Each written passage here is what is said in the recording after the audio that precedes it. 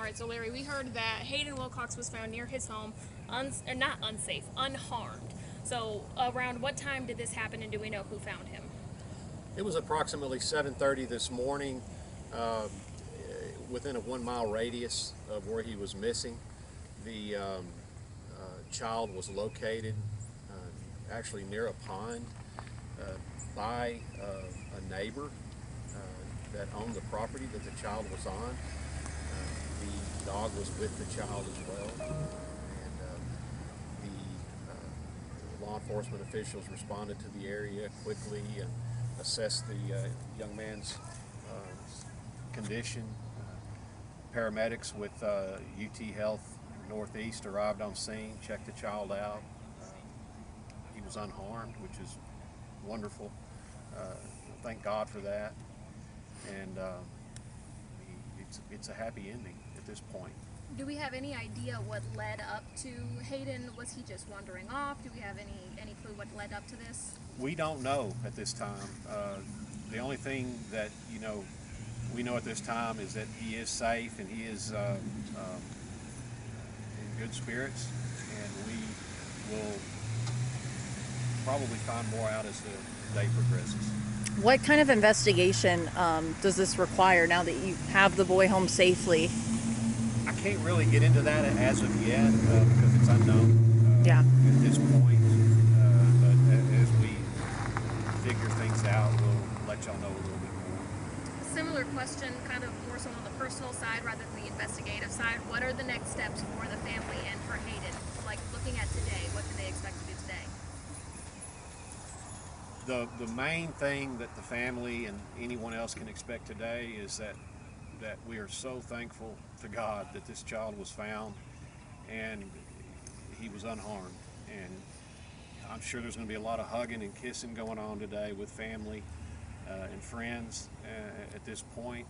That's really all I can tell you right now. What is it like to have such a successful end to, it wasn't 24 hours, I think maybe less than 24 hours. About Yes, 10. it was. It was around 12 hours, I believe, that we've been out on this. During such a tough time especially. It's a very tough time because, law enforcement officials are human. We experience the heartaches and ups and downs of everyday life like everyone else, and more so to a degree.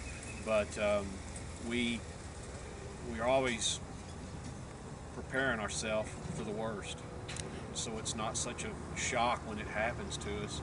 But when something like this ends the way that it did today, it puts a smile on everybody's face, and it's just like a big sigh of relief, thankfulness. A lot of neighbors, saw the coverage of what was going on and really turned up some bringing cases of water, asking how they can help, asking if you needed volunteers. As far as preventing a tragedy like this, thankfully, this one didn't turn out tragically.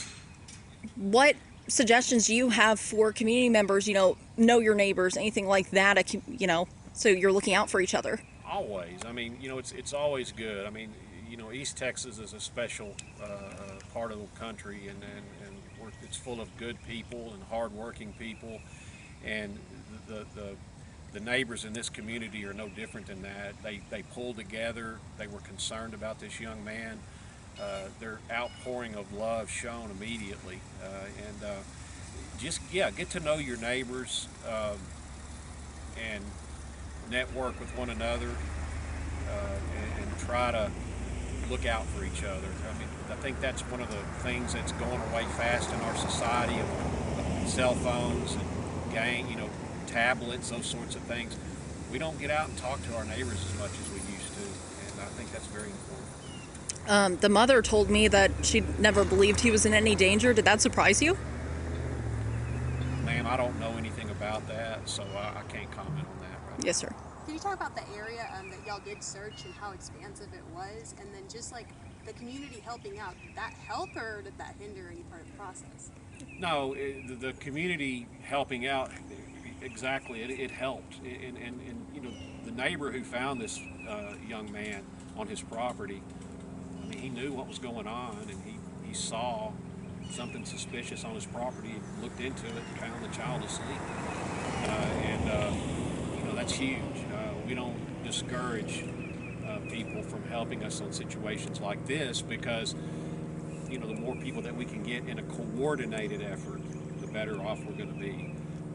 Now, you know, in some instances, obviously, where there's dangerous situations involved, we would discourage, you know, community involvement. But this was a situation where they came together and helped us tremendously.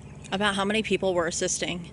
That's unknown to me, but there were numerous law enforcement agencies, Smith County Sheriff, Overton PD, Constable Josh Joplin from Precinct 4 Constable's office was here, or is still here.